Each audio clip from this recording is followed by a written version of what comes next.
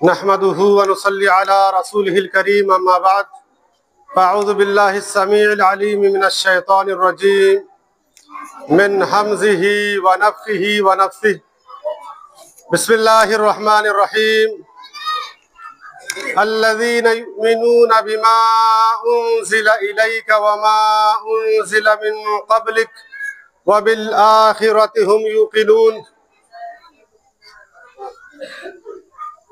मोहतरम व मुकर्रम उलमाए किराम, बुजुर्गों, दोस्तों, नौजवान साथियों, अजीज बच्चों,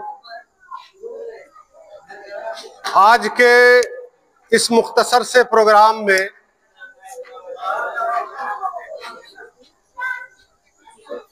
चंद उलमाए किराम आपके सामने तशरीफ फरमा है। ये बात आपकी जानकारी के लिए मैं बता दूं कि आज का प्रोग्राम बमुश्किल 2 घंटे का होगा, बल्कि ये कह लें कि उससे भी कम वक्त का प्रोग्राम होगा। ना आधी रात का है ना पूरी रात का है, इसलिए इन 2 घंटों को आप उलमाए किराम की तकरीरों को सुनने में लगाएं। मैंने जो आयत करीमा पढ़ी है उसमें अल्लाह रब्बुल आलमीन मोमिनीन की, मोमिनों की, मुत्तकियों की सिफत बयान करते हुए अल्लाह फरमाता है कि मोमिन वो हैं जो मुहम्मदुर रसूलुल्लाह सल्लल्लाहु अलैहि वसल्लम के ऊपर जो नाजिल हुआ है, मोहम्मद सल्लल्लाहु अलैहि वसल्लम के ऊपर अल्लाह की जो भी बातें नाजिल हुई हैं उसके ऊपर वो ईमान रखते हैं। मोहम्मद सल्लल्लाहु अलैहि वसल्लम से पहले भी जो कुछ भी आसमान से जिब्रील अमीन के जरिए उतारा गया था उस पर वो यकीन रखते हैं, ईमान रखते हैं। वबिल आखिरति हुम यूकिनून। और मोमिनों की, मुत्तकियों की एक सिफत ये भी है कि वो आखिरत पर यकीन रखते हैं। यानी मोमिनों का ये यकीन होता है कि एक दिन हमें मौत आएगी, एक दिन हम कब्र में चले जाएंगे और फिर एक दिन हम कब्रिस्तान से उठाए जाएंगे और कब्रिस्तान से उठाए जाने के बाद आखिरत में महशर के मैदान में हम सबको जमा किया जाएगा और हमसे पूछा जाएगा कि तुम्हारा ईमान अल्लाह की जात पर था कि नहीं, तुम्हारा अमल कैसा था। एक एक चीज, हमारी एक एक बात, हमारा एक एक अमल रजिस्टर पर नोट हो रहा है, सब लिखा जा रहा है और क़यामत के दिन हमारे उसी आमाल नामे के मुताबिक हमारे रजिस्टर में हमारे लिए जो बातें लिखी हुई होंगी उसी के मुताबिक हमको वहां पर बदला मिलने वाला है। ईमान के बारे में मुख्तसर सी बात यह है कि ईमान यह है कि हम जुबान से इकरार करें कि अल्लाह एक है और हमने जुबान से इकरार किया और दिल से भी हमने तस्लीम कर लिया। उसके बाद ईमान का जो तकाजा है उसके ऊपर हमने अमल भी कर लिया, तो गोया कि हमने ईमान के ऊपर अमल कर लिया, हमारा ईमान दुरुस्त हो गया। चंद चीजों पर ईमान की वजाहत कुरान और हदीस के अंदर हमें मिलती है, मुख्तसर तौर पर मैं वो बताता चलूं। खुतबात में आमतौर पर आप लोग सुनते हैं, नबी करीम सल्लल्लाहु अलैहि वसल्लम ने फरमाया कि ईमान यह है कि तुम अल्लाह पर ईमान लाओ। अल्लाह की जात पर हमारा मुकम्मल ईमान होना चाहिए कि इस दुनिया में जो कुछ भी हुआ, जो कुछ भी हो रहा है और क़यामत तक जो कुछ भी होगा वो अल्लाह रब्बुल आलमीन की तरफ से होगा, वो अल्लाह रब्बुल आलमीन करेगा। अल्लाह के ऊपर हमारा ईमान बिल्कुल उसी तरह होना चाहिए जिस तरह का ईमान हमसे कुरान मुतालबा करता है। और कुरान कहता है फ़इन आमनू बिमिस्ली मा आमनतुम बिही फ़क़द इहतदौ, कि अगर लोग सहाबा की तरह अपना ईमान बना लेंगे तो हिदायत पर आ जाएंगे, तो वो कामयाब हो जाएंगे। यानी हमें यह देखना है कि सहाबा का ईमान किस तरह का था। सहाबा का ईमान जिस तरह का था अगर हमने अपना ईमान उस तरह का बना लिया तो हम कामयाब है, हमारा ईमान दुरुस्त हो गया। अंतुमिना बिल्लाही व मलाइकतिही, अल्लाह ने जितने भी फरिश्ते पैदा किए उन तमाम फरिश्तों के ऊपर भी ईमान लाना जरूरी है। व कुतुबिही, अल्लाह ने जितनी भी किताबें आसमान से उतारी हैं उन तमाम किताबों के ऊपर भी ईमान लाना जरूरी है। अल्लाह रब्बुल आलमीन ने जितने भी रसूलों को भेजा है उन तमाम रसूलों पर भी हमारा ईमान जरूरी है। क़यामत के दिन पर हमारा ईमान जरूरी है और तकदीर पर ईमान जरूरी है कि अल्लाह रब्बुल आलमीन ने हमारे मुकद्दर में जो लिख दिया है वो हो करके रहेगा और जो हो रहा है वो हमारी तकदीर के मुताबिक हो रहा है और जो होगा वो भी तकदीर के मुताबिक होगा, जो हो चुका वो भी तकदीर के मुताबिक हुआ।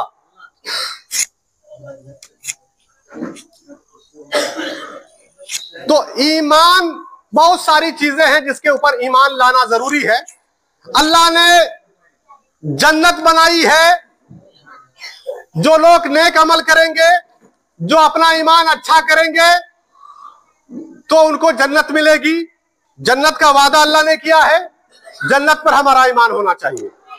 अगर हमने अपना ईमान दुरुस्त नहीं किया और हमारे ईमान में अगर गड़बड़ी हुई तो फिर अल्लाह रब्बुल आलमीन हमें जहन्नम में डाल देगा। जहन्नम भी अल्लाह ने बनाया है, इस पर भी हमारा ईमान होना चाहिए। अल्लाह ने जो जो वादा किया है, अल्लाह ने जो जो वादा किया है उन तमाम वादों पर हमारा पूरा ईमान होना चाहिए कि अल्लाह ने जो कह दिया है वो जरूर होगा। बहुत सारी चीजें हैं, मर जाएंगे इस पर हमारा ईमान होना चाहिए, कब्र में चले जाएंगे इस पर ईमान होना चाहिए, मरने के बाद दोबारा उठाए जाएंगे इस पर हमारा ईमान होना चाहिए, क़यामत के दिन एक एक अमल का हमें हिसाब देना होगा उस पर हमारा ईमान होना चाहिए। ये बहुत सारी चीजें हैं, कुरान और हदीस में ये बातें बतलाई गई हैं कि उन चीजों पर तुम्हें ईमान लाना है और हमें जरूर ईमान लाना चाहिए अगर हम चाहते हैं कि इस दुनिया के बाद आखिरत में हम अच्छी खेती काट पाएं और हमारा अंजाम अच्छा हो, हमें अल्लाह रब्बुल आलमीन अच्छा बदला दे। तो बहुत जरूरी है कि अल्लाह रब्बुल आलमीन ने जिन जिन चीजों पर ईमान लाने के लिए कहा है उन चीजों पर हम ईमान लाएं। देखिए, ईमान सिर्फ जुबान से इकरार का नाम नहीं है।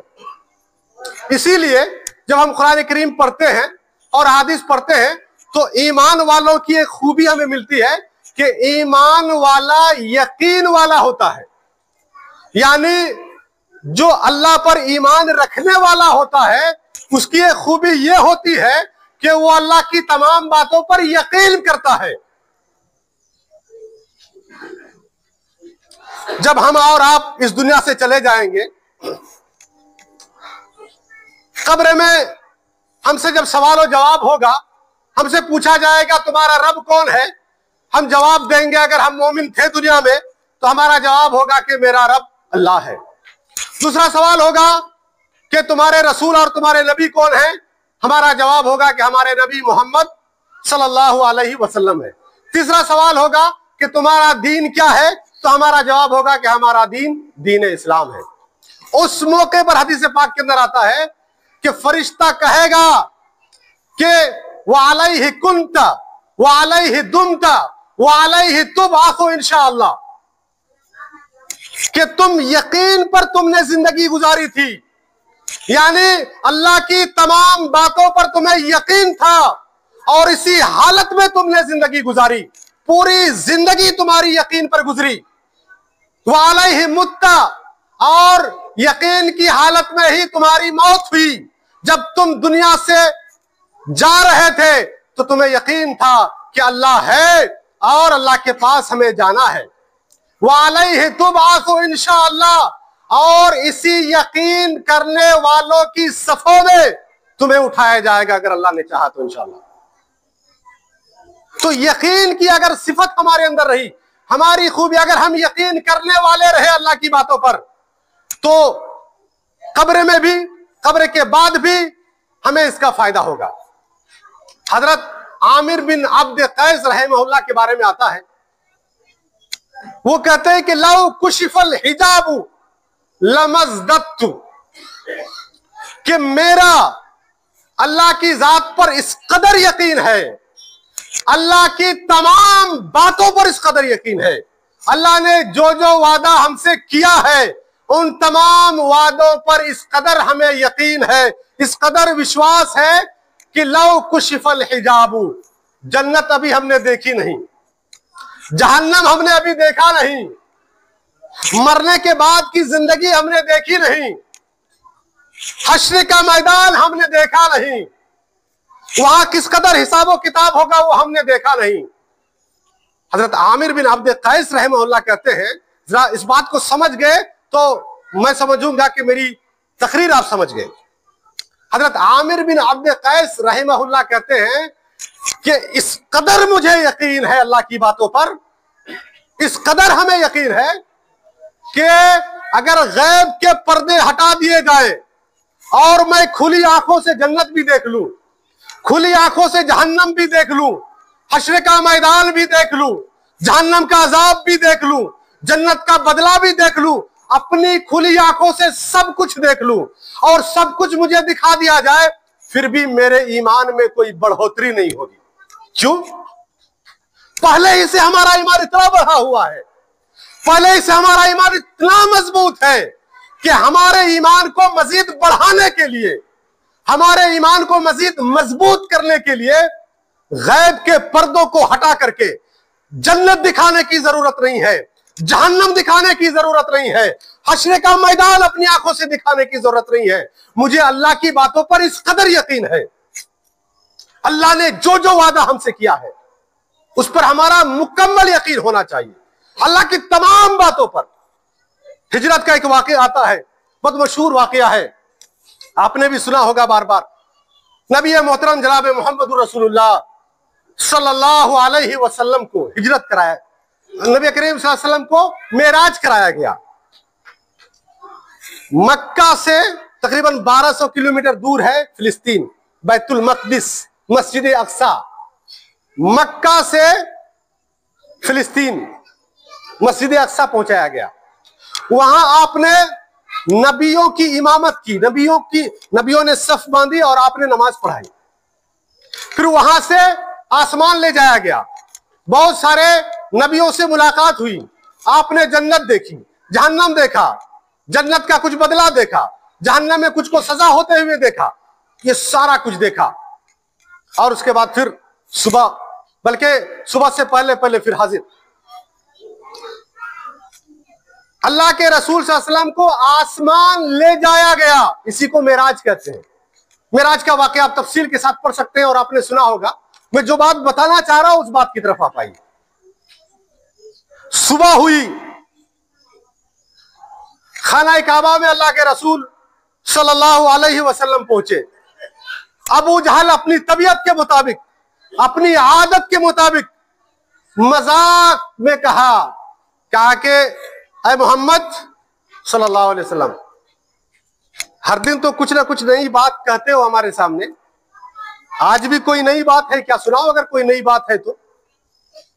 अल्लाह के रसूल सल्लल्लाहु अलैहि वसल्लम खामोश थे। जब उन्होंने पूछा, अबू जहल ने जब पूछा कि क्या आज कोई नई बात है, कोई नया वाकया, कोई अनहोनी बात है, तो नबी करीम सल्लल्लाहु अलैहि वसल्लम ने अबू जहल से कहा कि हाँ बिल्कुल नई बात है हमारे पास। आज की नई बात यह है कि मैं उम्मे हानी के घर में सोया था, जिब्रील अमीन आए और उन्होंने मुझे बैतुल मक़दिस, फिर वहां से आसमान की सैर कराई, जन्नत देखी हमने, जहन्नम देखा, बहुत कुछ देखा और बहुत सारा उन्होंने अल्लाह के रसूल सल्लल्लाहु अलैहि वसल्लम ने बयान किया। अबू जहल को लगा कि आज मौका है मुहम्मदुर रसूलुल्लाह सल्लल्लाहु अलैहि वसल्लम को झूठा साबित करने का, लोगों को इनके खिलाफ वरगलाने का, लोगों को इनसे बदजन और बदगुमान करने का बेहतरीन और हसीन मौका है। कहा कि मोहम्मद ये बताओ, जो बात तुमने अभी मेरे सामने कही है, क्या तमाम लोगों के सामने, मक्का वालों के सामने ये बात कह सकते हो? अल्लाह के रसूल सल्लल्लाहु अलैहि वसल्लम ने कहा कि हाँ बिल्कुल, क्यों नहीं कर सकते, बुलाओ सबको।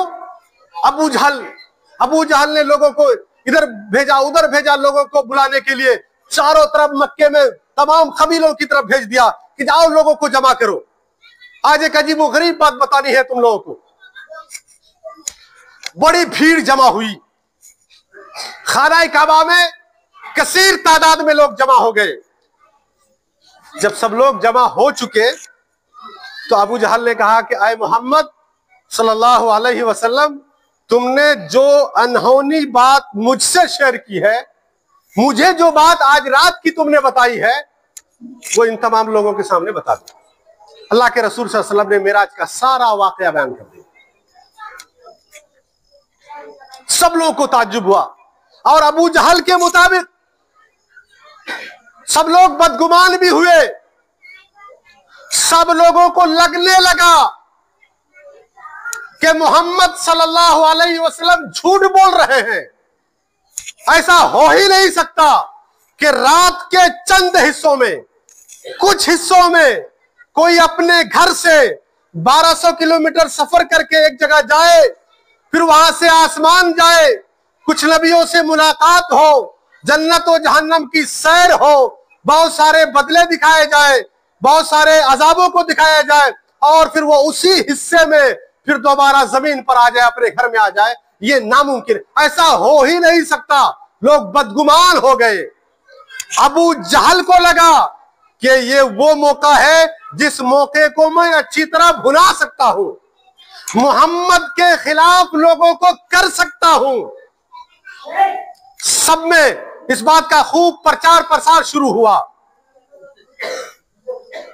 बच्चों को छोड़ दीजिए, मुझे अल्हम्दुलिल्लाह कोई डिस्टर्ब नहीं हो रहा है, क्योंकि मुझे पता है कि आप सुन रहे हैं, मेरी तवज्जो आपकी तरफ है, आपकी तवज्जो मेरी तरफ हो तो काफी है। बच्चों को छोड़ दे, वो खुद ही खामोश भी हो जाएंगे, चले भी जाएंगे। बड़ा अच्छा मौका है लोगों को मोहम्मद सल्लल्लाहु अलैहि वसल्लम के खिलाफ करने का। अब खूब इस बात को उन्होंने भुनाया, खूब लोगों के सामने कहा, लोगों ने खूब बातें बनानी शुरू की। अबू जहल ने कहा कि वो जो हमेशा मोहम्मद का गुण गाता रहता है उनको भी बुलाओ, यानी अबू बकर सिद्दीक रज़ी अल्लाह अन्हु को बुलाओ। अभी तक उनका लक़ब सिद्दीक नहीं पड़ा था। अबू बकर रज़ी अल्लाह अन्हु को भी बुलाओ। अबू बकर सिद्दीक रज़ी अल्लाह अन्हु को बुलाया गया। उनसे अबू जहल ने कहा, क्या तुमने कुछ सुना है? क्या कि नहीं, हमने कुछ नहीं सुना, हमने कुछ नहीं सुना। क्या कुछ नहीं सुना? क्या नहीं, कुछ नहीं सुना। अबू बकर ने पूछा, क्या बात है, कोई बात है क्या? कि हाँ ये बात है। और अबू जहल ने पूरा वाकया बयान किया कि तुम्हारा साथी मोहम्मद सल्लल्लाहु अलैहि वसल्लम ये और ये कह रहे हैं, ये और ये अनहोनी बात कह रहे हैं, ये नई और अजीब व गरीब बात कह रहे हैं। अबू बकर सिद्दीक रज़ियल्लाहु अन्हु ने क्या किया, देखिए, उनसे कहा कि तस्दीक की और कहा, क्या वाकई ये बात मोहम्मद ने कही है? क्या वाकई ये बात हमारे नबी मोहम्मद सल्लल्लाहु अलैहि वसल्लम ने कही है? तो अबू जहल ने कहा कि हाँ, मैं झूठ भला क्यों बोलूं, ये बात कही है। अबू बकर रज़ियल्लाहु अन्हु ने कहा कि सुनो, अगर मोहम्मद सल्लल्लाहु अलैहि वसल्लम ने ये बात कही है तो सुन लो, ये बात 100% सच है, ये बात 100% सच है। और इससे बढ़कर तो मैं ये भी कहूंगा कि इससे भी अनहोनी कोई बात अगर मोहम्मद सल्लल्लाहु अलैहि वसल्लम कह दे तो वो भी सच ही होगी, क्योंकि मुहम्मदुर रसूलुल्लाह सल्लल्लाहु अलैहि वसल्लम की जुबान मुबारक से कोई झूठ बात नहीं निकल सकती। ये यकीन होता है। दुनिया के सारे लोग झुटला दे, लेकिन ईमान वाले अल्लाह की किसी बात को नहीं झुटला सकते, अल्लाह के रसूल की किसी बात को नहीं झुटला सकते। अल्लाह और उसके रसूल की बात पर ईमान वालों का बिल्कुल वैसा ही यकीन होता है जैसे किसी को यकीन उस वक्त होता है जब वो उसको अपनी आंखों से देख ले। आम लोग किसी बात पर, किसी वाकये पर, किसी चीज पर तब यकीन करते हैं जब उसको अपनी खुली आंखों से देखते हैं, लेकिन ईमान वाले ऐसा नहीं करते।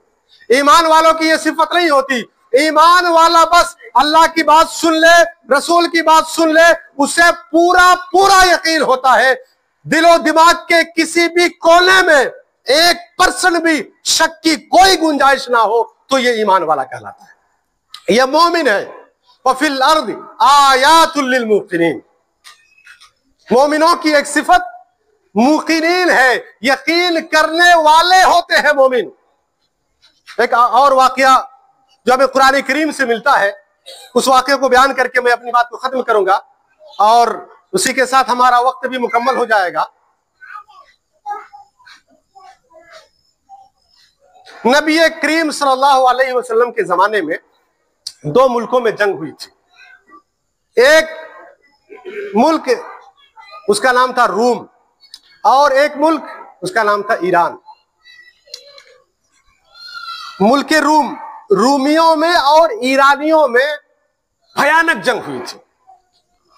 जंग के उस मौके पर पहले मंजर को समझिए कि रूमी जो थे ये ईसाई थे, क्रिश्चियन थे, यानी कि वो किताब वाले थे, अहले किताब थे। तो मुसलमानों का सपोर्ट रूमियों की तरफ था और ईरानी जो थे ये मजूसी थे, आतिश परस्त थे, आग के पुजारी थे। तो काफिरों का सपोर्ट ईरानियों की तरफ था, यानी मुसलमान चाहते थे कि मुल्क रूम जीत जाए, रूमियों की जीत हो जाए, और काफिरों की ख्वाहिश थी कि ईरान जीत जाए, ईरानियों की जीत हो जाए। और ये एक फितरी बात है कि जब दो की लड़ाई हो या दो में बहस हो या दो में मुकाबला हो, तो एक की तरफ अगर अपना है, दो में से कोई अपना है, तो अपने तरफ हमारा और आपका झुकाव हो जाता है। दो टीमों में, दो मुल्कों में लड़ाई हो रही है, एक मुल्क अगर इस्लामी मुल्क है तो खुद ब खुद हमारा सपोर्ट, हमारा जहन, हमारी सोच इस्लामी मुल्क की तरफ जाएगी कि काश इस्लामी मुल्क जीत जाए, और जो काफिरों का मुल्क है वो हार जाए। अपने ना भी हो, फुटबॉल मैच में आपने देखा होगा, क्रिकेट मैच में भी आपने देखा होगा कि दो मुल्क खेल रहे होते हैं जिसमें इंडिया नहीं होता है, उसके बाद भी दो में से एक की तरफ हमारा झुकाव हो जाता है। ये इंसान की फितरत में है कि जब दो का मुकाबला हो तो एक की तरफ झुकाव हो ही जाता है। किसका किसकी तरफ होगा ये नहीं पता। यहां पर मुसलमानों का सपोर्ट रूमियों की तरफ था क्योंकि वो क्रिश्चियन थे, अहले किताब थे, और काफिरों का सपोर्ट ईरानियों की तरफ था। दोनों के दरमियान जंग होती है और वो मुल्क हार जाता है जिस मुल्क का सपोर्ट मुसलमान कर रहे थे, यानी रूमी हार जाते हैं, और जिस मुल्क का सपोर्ट काफिर कर रहे थे वो मुल्क जीत जाता है, यानी ईरानियों की जीत हो जाती है। मुसलमान बड़े अफसुर्दा होते हैं, बड़ा अफसोस होता है मुसलमानों को, बड़ी तकलीफ होती है कि हमने जिसको सपोर्ट किया, हमने जिन्हें जिताना चाहा, हम जिनकी जीत के ख्वाहिशमंद थे, वो नहीं जीत सके। और यकीनी बात है कि मुसलमानों को अफसोस होना ही चाहिए था। मुसलमानों को अफसोस हुआ, बड़े अफसुर्दा हुए। कुरान करीम की आयत उतरती है, कुरान करीम की आयतें उतरती है, अलिफ लाम मीम गुलिबतिर रूम फी अदनल अर्द व हुम मिन बअदि गलबिहिम सयगलिबून फी बिदइ सिनीन,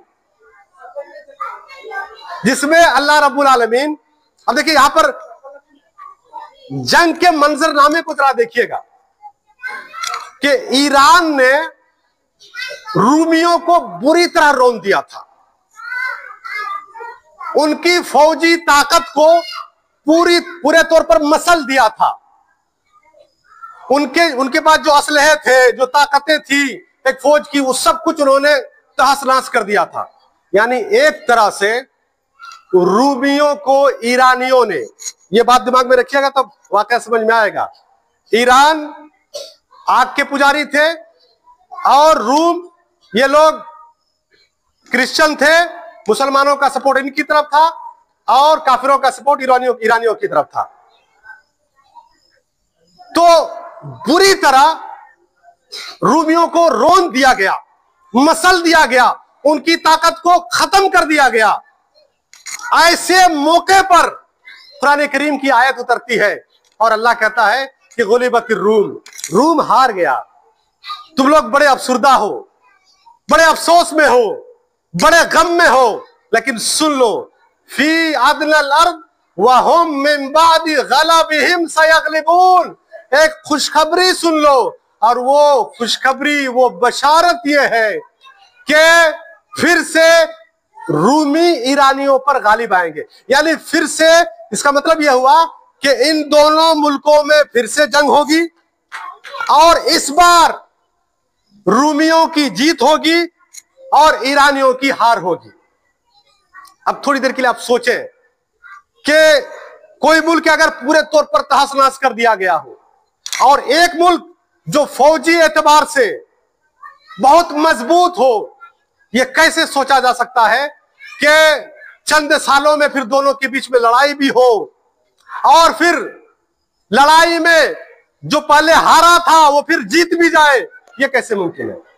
जब ये आयत उतरी, अबू बकर सिद्दीक रज़ी अल्लाह अन्हु का ईमान देखिए। वो अबू जहल के पास भागे भागे गए और उन्होंने कहा कि अबू जहल सुनो, मैं चैलेंज के साथ कहता हूं और ये मेरा दावा है कि फिर से एक बार दोनों के दरमियान लड़ाई होगी और इस बार रूमियों की जीत होगी, ईरानियों की हार होगी। और ये जो तुम लोगों की खुशी है ना, ये खुशी बस कुछ सालों के लिए रहेगी और उसके बाद फिर तुम गमगीन होने वाले हो, फिर तुम रोने वाले हो, अफसोस करने वाले हो। कहा कितने सालों में? तो अबू बकर सिद्दीक रज़ी अल्लाह अन्हु ने कहा कि 5 साल में फिर काया पलटने वाला है, 5 साल में फिर रूमियों की जीत होगी और ईरानी हार जाएंगे। अबू बकर सिद्दीक रज़ी अल्लाह अन्हु आए अल्लाह के रसूल सल्लल्लाहु अलैहि वसल्लम के पास और आकर के कहा कि अल्लाह के रसूल, मैंने इस तरह चैलेंज कर दिया है, क्योंकि कुरान में अल्लाह ने कह दिया है तो मैंने चैलेंज कर दिया है। तो अल्लाह के रसूल ने कहा कि कितने साल का चैलेंज तुमने किया है? तो उन्होंने कहा कि मैंने कहा है कि 5 साल में फिर से काया पलट हो जाएगा, फिर से दोनों के दरमियान जंग होगी और फिर रूमी जीत जाएंगे। तो अल्लाह के रसूल ने कहा कुछ बढ़ा लो। तो अबू बकर सिद्दीक ने कहा कि कितना बढ़ाएगा? कि 9 कर लो।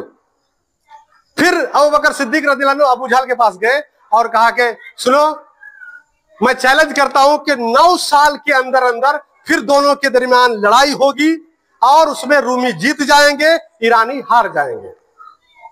दुनिया ने देखा कि 9 साल से पहले 9 साल के अंदर अंदर फिर दोनों के दरमियान लड़ाई होती है, दोनों के दरमियान फिर जंग होती है।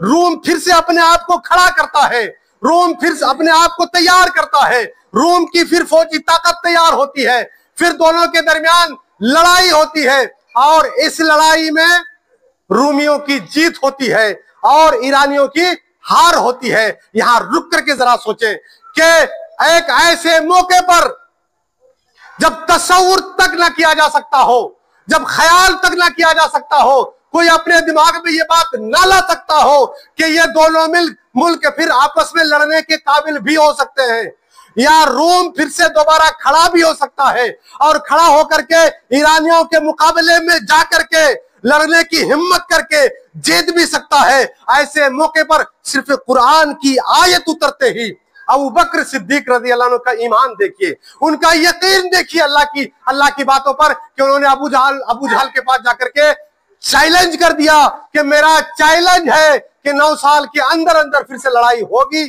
और रूमियों की जीत होगी, ईरानियों की हार होगी। इस तरह का यकीन हमारा और आपका भी अल्लाह और उसके रसूल की तमाम बातों में होना चाहिए। अगर हमारे पास ये यकीन नहीं है और यकीन की ये दौलत नहीं है तो हर जगह हमारा ईमान डगमगा जाएगा। और मैं तो कहता हूं कि मोमिन की जिंदगी जो है उसको यकीन का सफर कर सकते हैं। यानी मोमिन की जिंदगी जैसे जैसे आगे बढ़ती है और हर लम्हे सफर के हर हिस्से में वो अल्लाह की और अल्लाह के रसूल की तमाम बातों पर यकीन करता है। हमारा वक्त खत्म हो गया है। हम आखिर में अल्लाह रब्बुल आलमीन से दुआ करते हैं कि परवरदिगार आलम तो हम तमाम मुसलमानों को पक्का सच्चा मुसलमान बना, तो हम तमाम मुसलमानों को पक्का सच्चा मोमिन बना। अल्लाह तो हम तमाम मुसलमानों को अपने अंदर यकीन की सिफत पैदा करने की तौफीक अता फरमा। आमीन व आखिरु दावाना अल्हम्दुलिल्लाहि रब्बिल आलमीन। वस्सलामु अलैकुम व रहमतुल्लाहि व बरकातुहू।